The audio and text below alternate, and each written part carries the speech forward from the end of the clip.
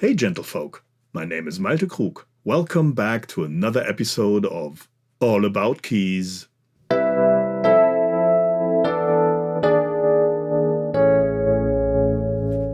And before we are dealing with a different type of musical equipment next month, this time, like in the last episode, it's a sampler again. Starting with the mid-80s, every major and smaller company wanted a piece of the new sampler hype. Only Yamaha took their time until 1988 to come up with their version, but we'll get to that when it's due. And as usual, before we take a look at Korg's first attempt at such a device, the DSS1, let's check out the content of the German Keyboards Magazin of August 1986. In comparison to last month, with an artist picture, we get a more colorful cover with gear. The design looks a bit amateurish in my opinion, but we are more interested in the content of the magazine anyway. On the left of the monthly content list, we find an ad from EMU for the SP12 and the emulator 2 Plus. But I think the interesting bit is this small photo of a CD-ROM drive. This has been brand new technology in the mid-80s, unobtainium for most of us regular musicians of course, and a lot of people didn't even know how much could fit on such a disc. So here we learn that one CD-ROM could hold the content of up to 536 of the emulator's 5¼ floppy disks. If they would have written 700 megabytes, nobody in 1986 would have had an idea of how large that is. So they used these comparisons a lot. By the way, most early commercial CD-ROMs from whatever brand in most cases then only used up a fraction of the capacity. But in an ad from those days, this number sounds very impressive. The aforementioned content list is followed by the letters to the editor and only 2 pages of news. It's still the calm time of the year. But then more pages are filled with info coming from the 1986 Summer NAMM show. Having 2 NAMM shows in 1 year has been the norm in those days. The Summer NAMM stopped in 2022 and has been held traditionally in Nashville. But until 1992, it happened in Chicago. The author is a bit disappointed that not a lot of new groundbreaking hardware got introduced, as we got spoiled with in the recent 5 years before that. The focus seemed to lie on software products. Let's see what made the list after the broadside of Winter NAMM and Frankfurt Musikmesse. Hybrid Arts introduced various software editors and a sequencer for the new Atari ST computers. Some known names show up, like DigiDesign with their SoftSynth program for the Mac, and Yamaha is still trying to get people to use the CX5M computer for other things than music-related uses. Therefore, they introduced a modem module for that machine, and in this brief text, they have to explain what this is actually useful for. Noteworthy to mention synthesizers come from Kawai with a rack version of the K3, which I showed you already in this video. And Roland introduced the rack version of their then flagship synth JX10, the MK70. Yamaha just updated their DX27 with built-in speakers to the DX27S. It gets a little bit more interesting in the sampler department, because EMU did not only introduce the emulator 2 Plus with more RAM and a version with a 20 MB internal hard disk, but also the first Emax as a lower budget sampler compared to the fully fledged emulators. You might have noticed the rack version of the Emax right on top of the S900 I played with in last month's video. I also own the keyboard version, and both will be featured in a future episode. Akai introduced 2 similar samplers, which both worked with the S612 format of samples and 2.8-inch quick disk floppies, the X3700 and the X7000. It's not clear if the X3700 ever went into production. I never saw one in the wild, and there seem to be discussions among collectors if this sampler ever saw the light of day in numbers. I'll tell you more about the X7000 later this year. Down here, the Kurzweil K150 is incorrectly described as the low-cost variant of the K250 expander, but as we know, it is an additive synthesizer instead. Maybe there were no info sheets at the Kurzweil booth. Mentioned master and remote keyboards are the Casio AZ1, which already gets tested in next month's Keyboards Magazin, and the Kawai M8000, which I'll show you next year, because it still took Kawai a little time to deliver this after the initial introduction here. New effects units got shown by Korg, like the SDD3300, which I don't own, and the DRV1000, which I do. The first is a flagship sampling digital delay, the latter a lower-tier digital reverb. Roland introduced the DEP5 as their first fully digital multi-effects unit, which could produce more than one effect at a time. Boss expanded their MicroStudio series, and Alesis added the MIDI-Effects as a companion to the MIDI-Verb. It has the same tabletop case and looks like this. The weird 3-prong power supply plug is still the same as on the MIDI Verb.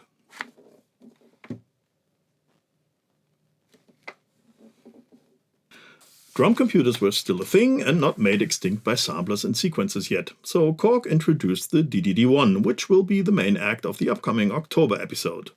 Roland showed the CR1000 preset pattern drum machine. The concept is similar to Yamaha's RX120, but the sounds are based on the TR505. Boss came up with the DR220, which we can barely see down here, and different single-pad electro drums. The 3 versions of the so-called DRP1, 2 and 3 contain 6 different sounds each and are small enough to easily extend the sound range of an acoustic drum set with claps, for example. I don't have one of these 3 models, but a later version without sounds, which has MIDI. Here it is, just to give you an idea of the size of these.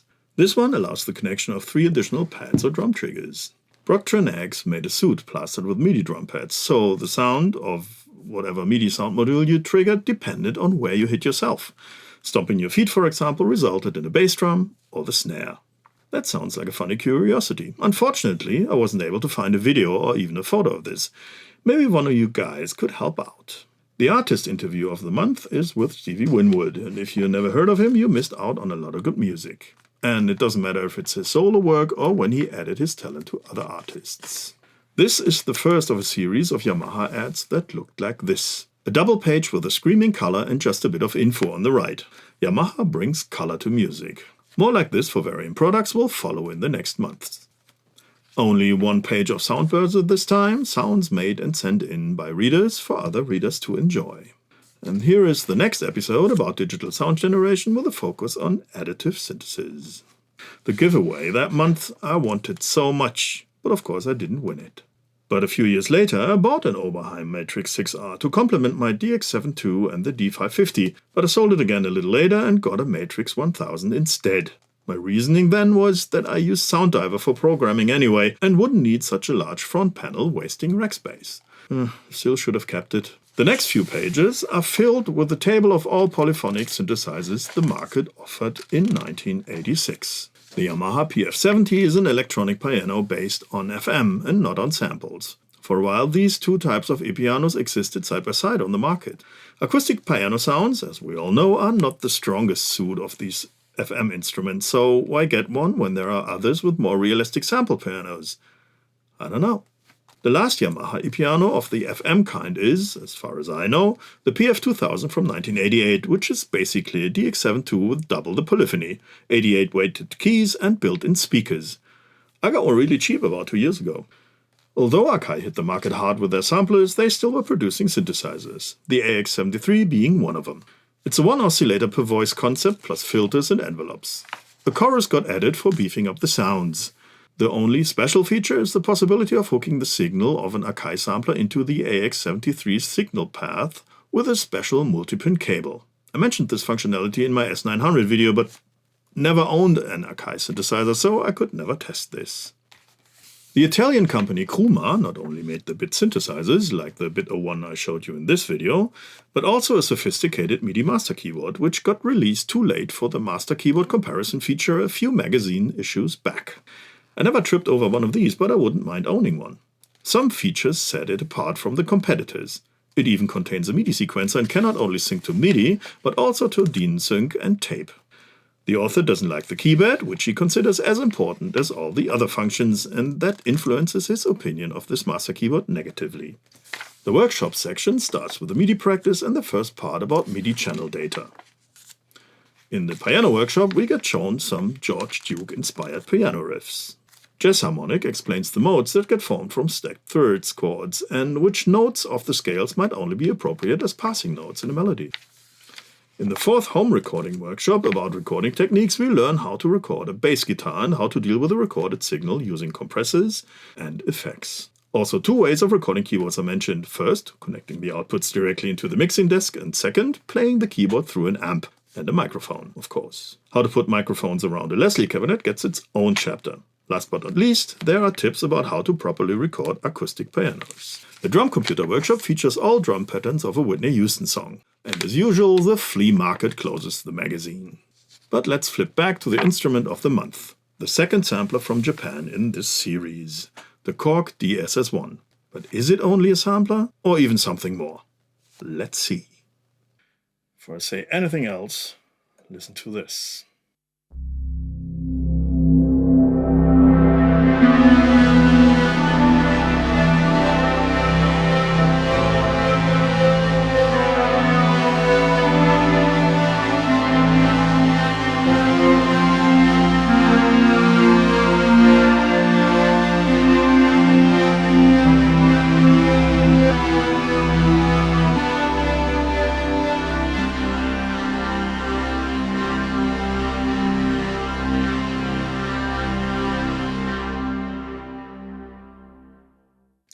This thing is a fantastic analog synthesizer.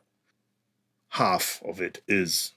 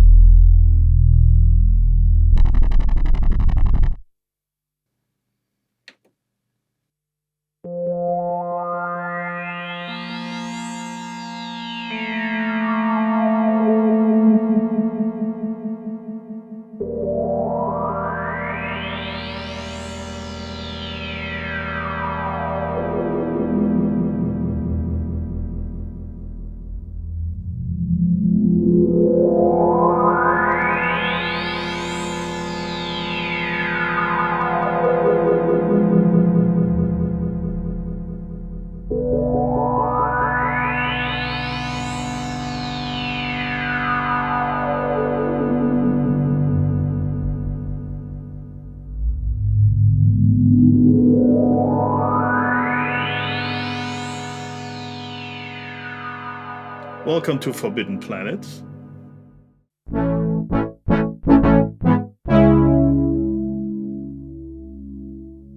Of course.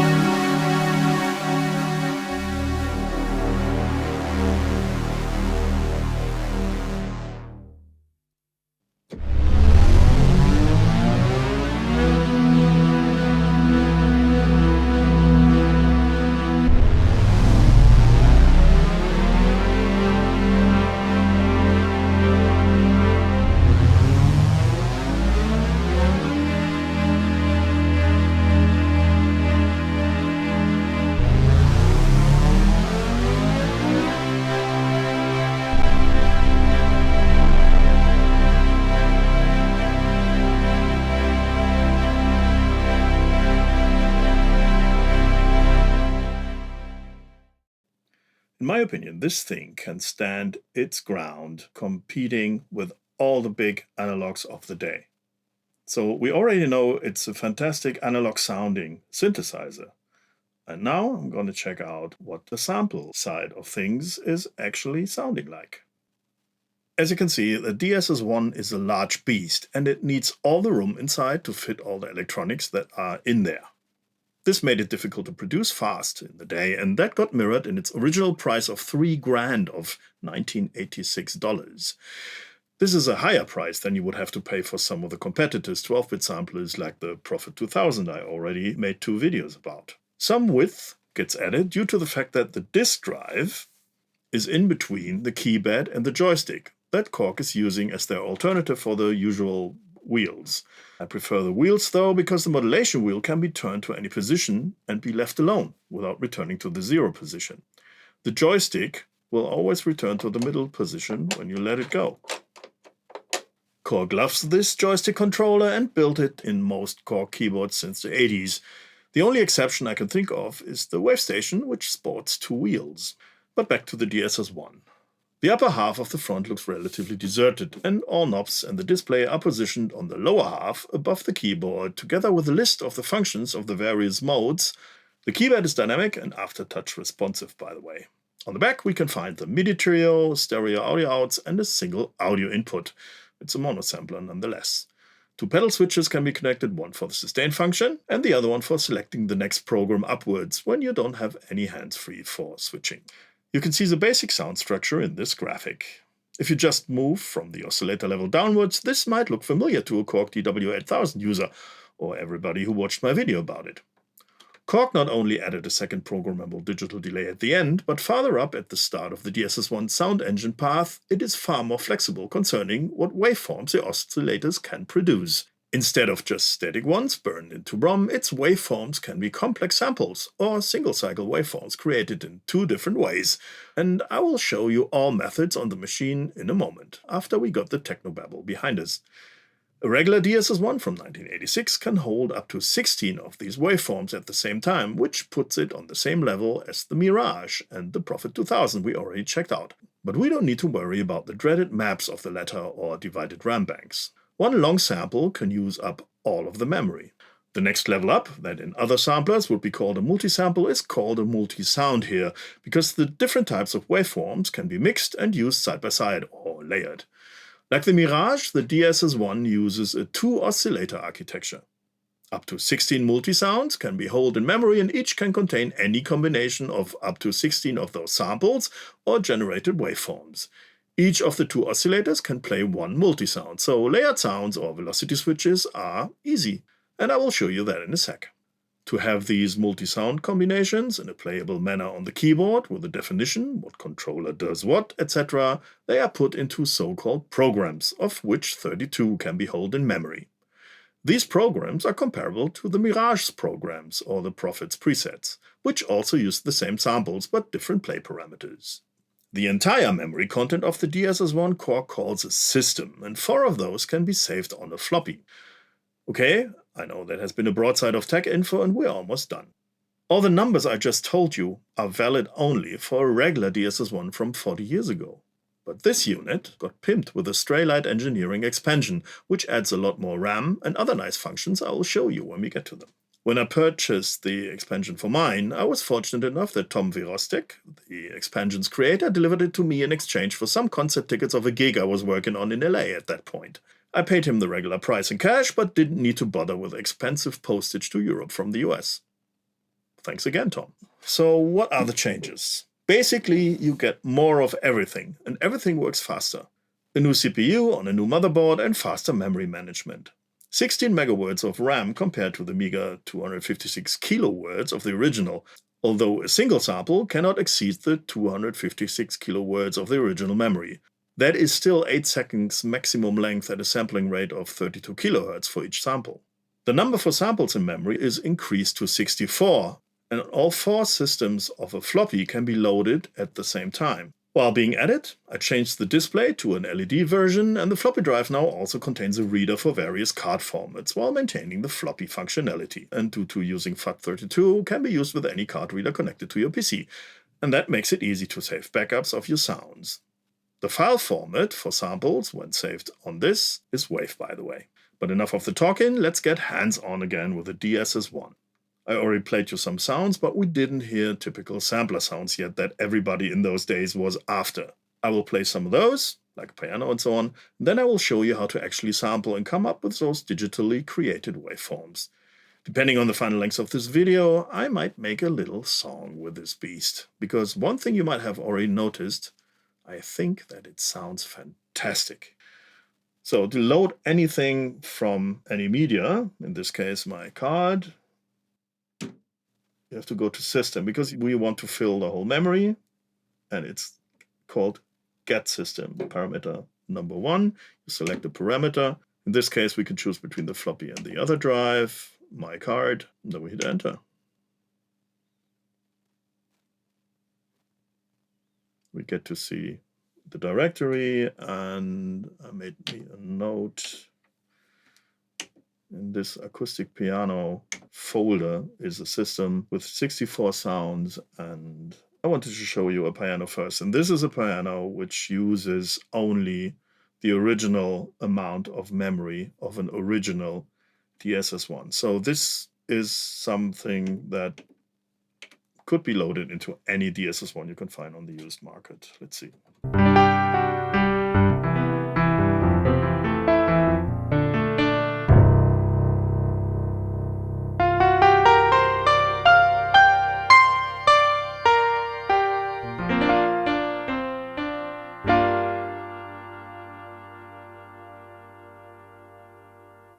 You can hear the early loops. There it goes. But on this card, which Straylight Engineering filled with sounds, including some of the factory libraries from Korg, which you can get online, I found a different piano, which has like 2.5 megabytes, I think. So this sound is not able to be played on an unaltered DSS1. And I think it's much better.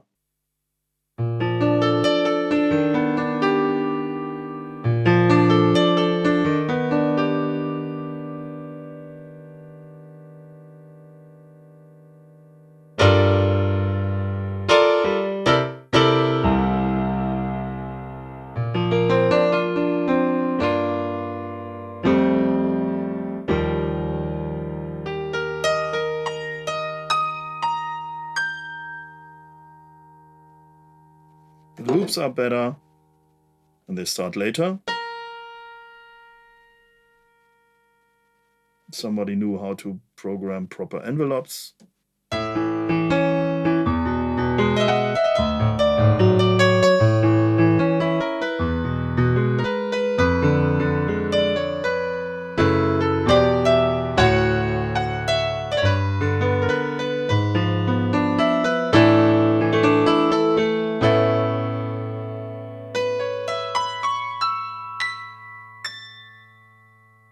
This is definitely better.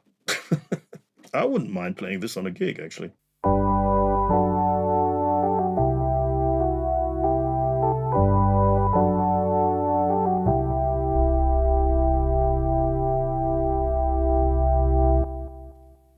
Nice. Of course, the modulation is not mimicking a proper Leslie. Coming back to the joystick for a second. When you push it, it's the same function as on the modulation wheel on every other synthesizer. Pulling it is the modulation for the filter frequency. But there's a parameter, which is called VCF sweep on-off, and then we can make a full cut-off sweep through the frequencies. Let's see LFO.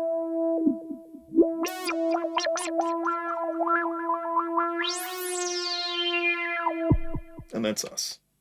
That is a sound we already know.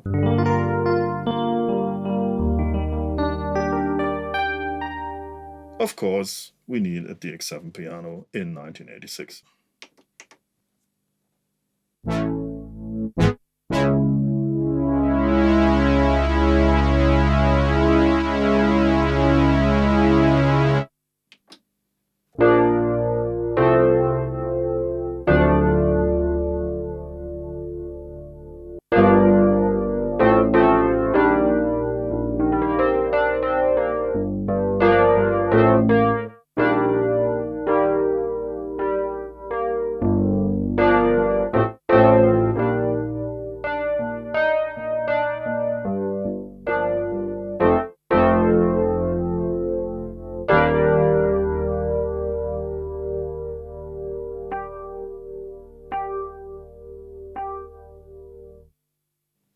kind of like it.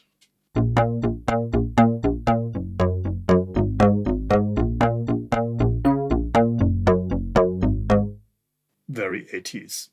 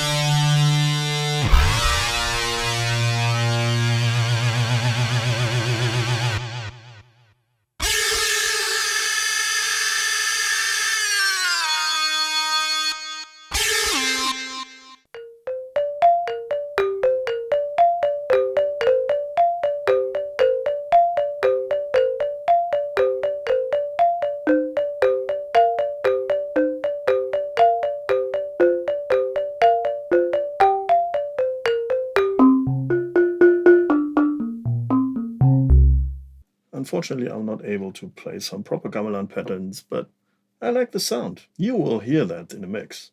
Of course, in the 80s, everybody was after Lindrum sound.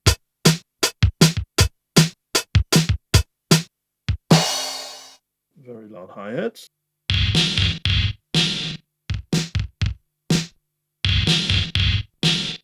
And something that the DX7 is really capable of doing, and some of the other samplers are the tubular bells, of course. So is this.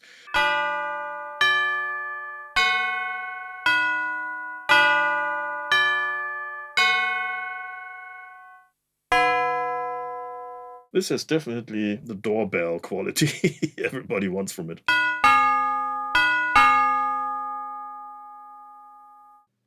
The Straylight expansion doesn't only make everything faster and bigger, and to put some functions on the faders, some parameters got added to the MIDI mode. Stenciled on the front are only 5, but as you can see in the display, it's possible to actually reach 8. And number 6, Data A assignment, which is this one, MIDI parameter 8, changes the function that the master tune fader is doing. I hate master tune faders. And whenever you reach for the volume and you hit that by accident, you're detuning your instrument. We just put it on some other parameter. And in this case, we have filter cutoff, we have the attack, and here I like, oh yeah, unison detune. So how does it actually affect our playing? Normally, these won't do anything other than detuning. Very attacky.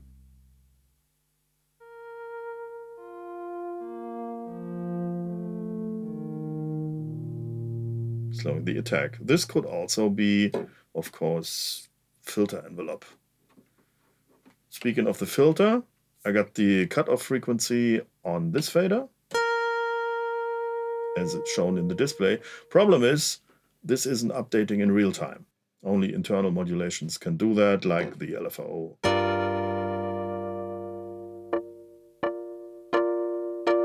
So you have to hit the key multiple times to hear the difference.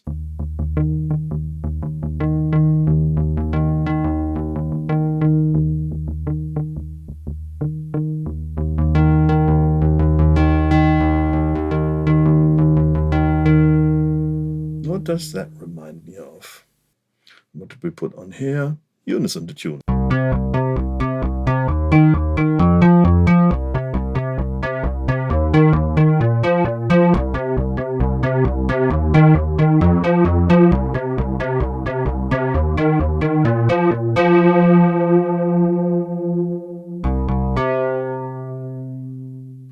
I'll show you the sampling procedure once, because even for multi-sampling, it's just the same thing over and over again. I spare you that, so we won't do a drum set. We're just going to sample a regular waveform, in this case from the JD800.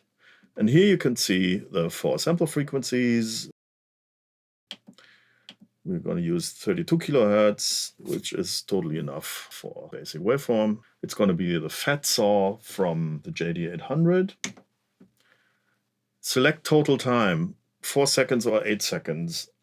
Memory you won't need is gained back afterwards, so you can use it for the other samples in your multi-sound. And we're just using one sample. You can divide this into 16. Like I said, the multi-sound can have up to 16 waveforms, either samples or the created digital waveforms, which I'm going to show you in a minute. But for this sound, we're just going to use one sample, sample number 1.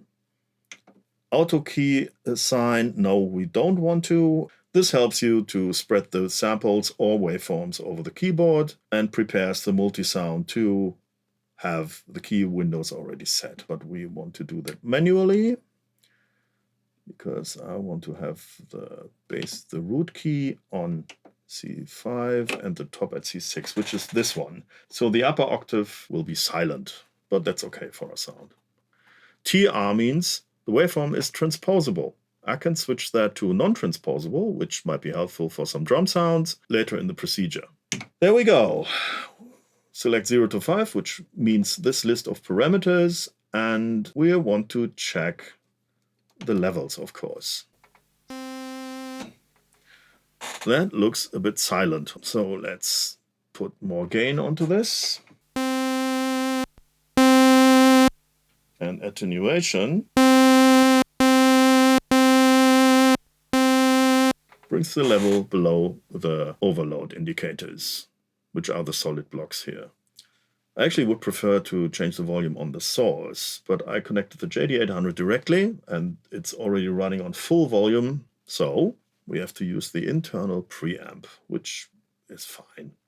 So and then we have to adjust the trigger level, parameter 3 in the sample menu, and I want that at 10 because otherwise on 0, as soon as we start the sample procedure, it would start recording, which I don't want to.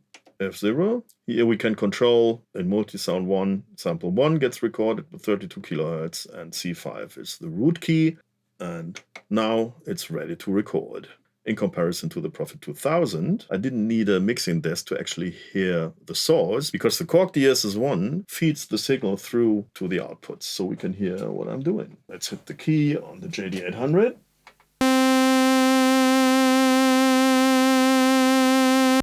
You want to retry? No, I don't want to. There it is in unlooped glory. Now we're going to go to Edit Sample, select Sample from Memory, and the multi-sound is no name. Okay, we're using that.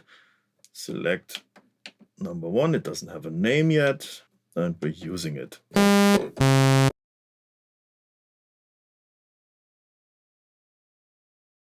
Auto repeat on off. This is the easiest way to have a loop. And it's actually working. But this is not the main loop function. I have 4 seconds of a saw wave. I don't need that to actually get this. Okay, so editing sample, the next step would be truncate. We can make it shorter. Not the tuning, of course. So the next thing would be to use a multi-sound, which we already have. Select multi-sound, select multi-sound sounds, multi-sound 1 and sound 1. Here we got again top key. Here I can again do the sound start and length thing. I'm going to switch the loop on now. This doesn't sound too good. With 2 short waveforms we get phantom pitches. But we want the original pitch. Loop start, wherever it starts, and the length. It's not the loop end.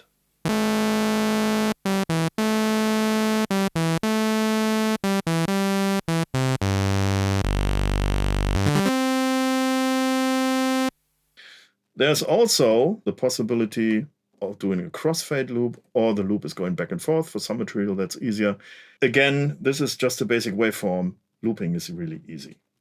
Because we have two oscillators in the program, this multi-sound, sounding so far pretty unspectacular, can be put on each of the oscillators. I can make a second waveform on a different multi-sound. Let's create a waveform. Which mode? Am I drawing the waveform? Yeah, why not? I'm going to use the slider A for this. I don't know the resolution, by the way, but let's see how this sounds. Let's see what else we can do.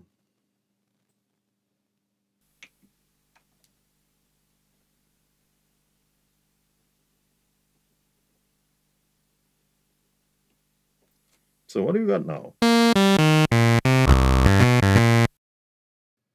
In Create Waveform mode, we got the harmonic synthesis as well. And this is pretty similar to what the Kawaii K3 can do and what I showed in this video. In the K3 you can create one waveform from 32 harmonics out of the range of 128, following the natural series of overtones. In the DSS1 we can select all 128 of them. If that's useful, you have to decide yourself, because the frequencies can get very high. If you don't want to work from scratch completely, the DSS1 offers some preset spectrum mimicking basic waveforms we all know, or some that take real instruments as an example for their frequency content.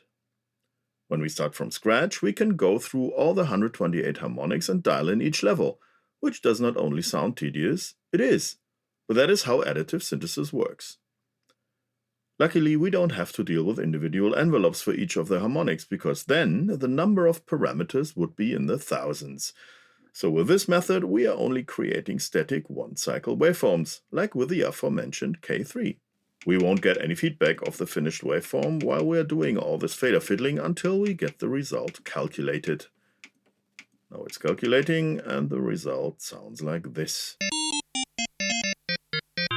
which for example can be used to add some digital flavor. I'm going to save the waveform. 2 is already saved, 3 and to floppy.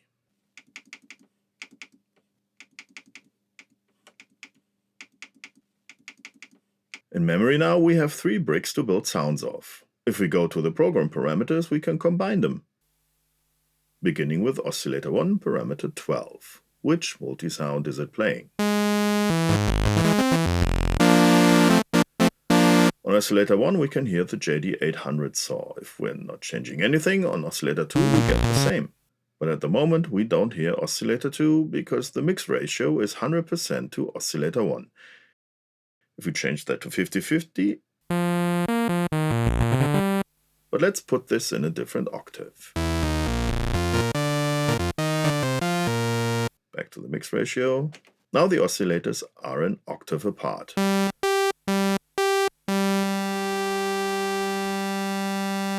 Let's tune them back to the same octave, because with parameter 15 we can achieve this typical famous 2 oscillators tuned in 5th sound. I tune them identical again. Only slight tuning, of course, is also possible.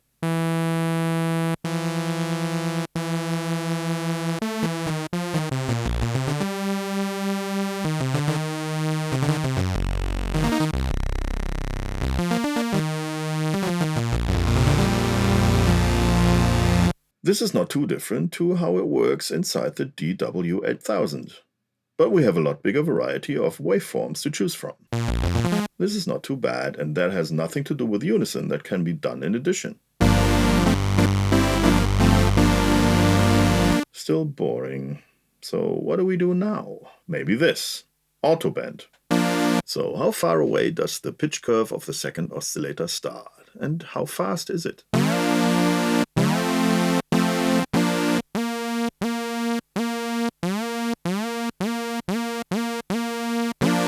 We can go more extreme.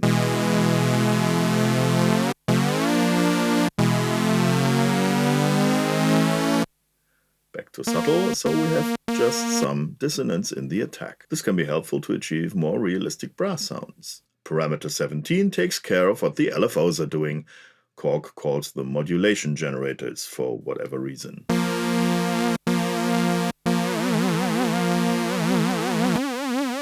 The modulation of the LFOs can be delayed.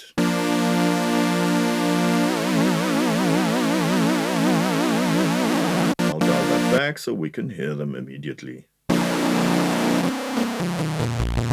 I'm overdoing this a bit to make the influence more obvious. And of course, the LFO is controlled by the joystick. Parameter 21 is just a volume parameter for this, the extra noise generator.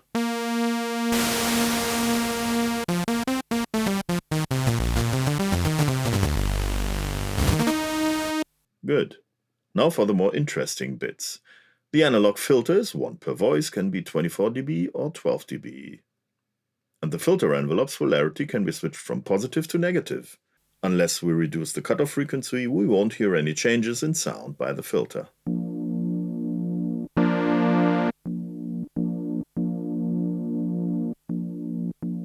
Some of the program parameters, like the filter cutoff, can be altered by various controllers. Like I showed you, we could use one of the front panel faders, or they can be influenced by the aftertouch, velocity, the LFOs, and the envelopes, of course. In the list, for reaching the VCF envelopes generators parameter, we have to type 35. I'd like a slower attack.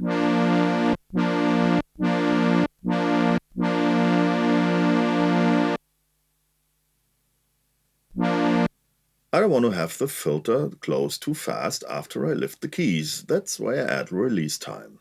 But the short release of the VCA envelope is hiding that, so we have to go to parameter 38. Let's add a bit of release there too. That's nicer. The filter closes and you can still hear it.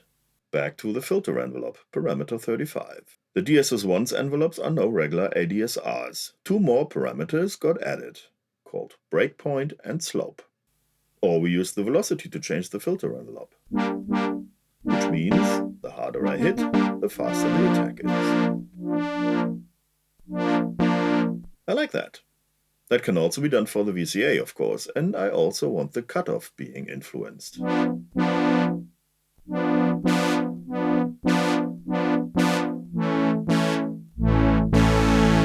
That is a nice program, and so I'm going to save it. Rename, yes. This is Soft Brass.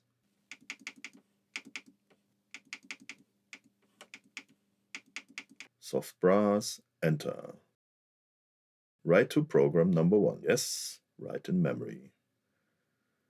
Now we have to be cautious, because all we did is only written to the DSS1's internal memory. It is not saved onto floppy yet. If we switch the machine off, everything's gone. So saving to floppy or card is an extra step, which shouldn't be forgotten. So I'll save as system. System mode, select number 2 on the floppy. System A. Enter. Are you sure? Yes, I am. It's not possible to name the systems on the DSS1, but you could do that on the computer.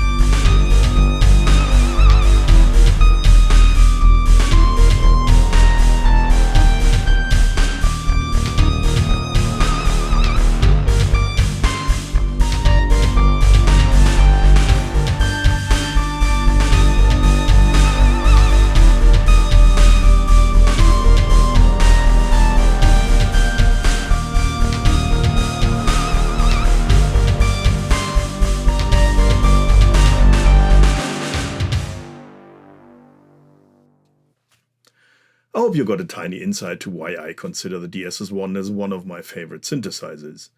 In the day it got mostly marketed as a sampler, and in that field, it couldn't compete that well. Don't get me wrong, sampled waveforms sound very good, and there's a reason that a lot of the ROM waves of the M1 workstation have their origin in this machine. But customers compared sample memory sizes, and of course prices.